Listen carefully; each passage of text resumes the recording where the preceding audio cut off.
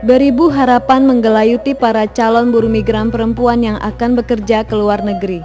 Mereka menganggap hanya di luar negerilah mereka dapat memperoleh imbalan yang cukup untuk meraih harapan mereka.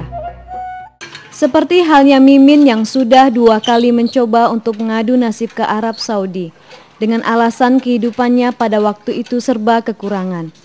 Namun pekerjaannya sebagai pembantu rumah tangga tidaklah semudah yang ia bayangkan.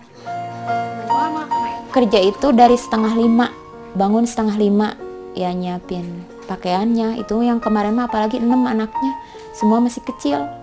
Saya kan udah melebihi batas itu, jam 1 kan bangun 4:30, berapa jam itu tidur? Cuman 4,5 jam kan? Udah kerja kayak mesin lagi, nggak berhenti-berhenti, orang nggak ada yang bantuin sama sekali dari memasak, anak 6 itu, kamar mandi 8. Itu walaupun saya sakit, nggak sama sekali nggak peduli gitu, mesti kerja.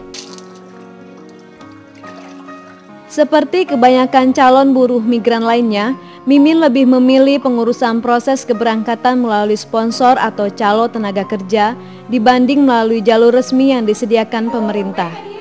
Orang saya kan kalau ngurus-ngurus surat ya, walau saya bukan nggak tahu gitu ya melalui Depnaker ya. Ke kelurahan aja kan mesti pakai uang ya, mesti apalagi namanya mau kerja ke Saudi ya, harus mesti sama Pak Lurah itu kan mesti ngasih buat uang rokok apa gimana gitunya, belum ke kecamatan ntar ya, belum ke kabupaten kan mesti gitu ya, mesti berurutan mungkin ya, baru ke Depnaker. Tuh masalahnya itu, bukannya saya nggak ngerti karena nggak ada uang gitu. Kalau melalui sponsor kan langsung.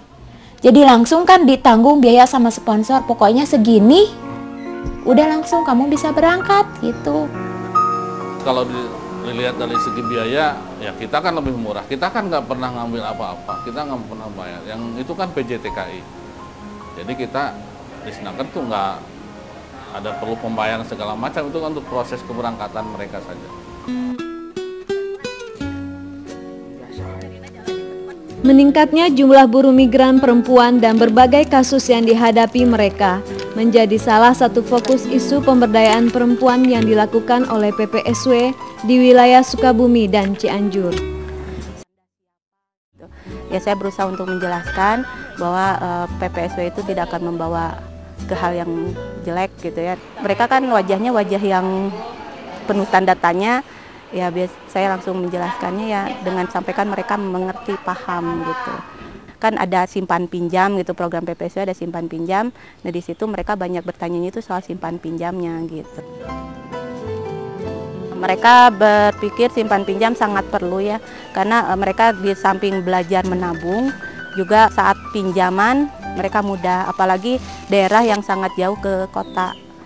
Dalam pertemuan-pertemuan bulanan kita membahas tentang informasi yang berkaitan dengan buruh migran, informasi-informasi tentang permasalahan buruh migran, tentang keberangkatan, juga memfasilitasi penanganan kasus yang berkaitan dengan buruh migran.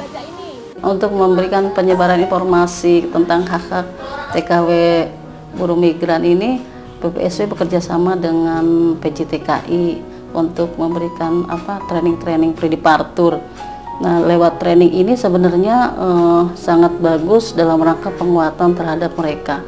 Jadi ketika pergi bekerja ke luar negeri, mereka sudah mendapat bekal percaya diri, terus informasi-informasi tentang apa aja yang harus dia lakukan, yang tidak dilakukan, dan juga bagaimana dia nanti ketika ada masalah dia akan melaporkan kemana, begitu.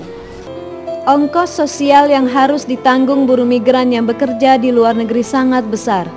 Padahal mereka adalah pahlawan devisa yang menyumbangkan pemasukan uang yang begitu besar kepada negara.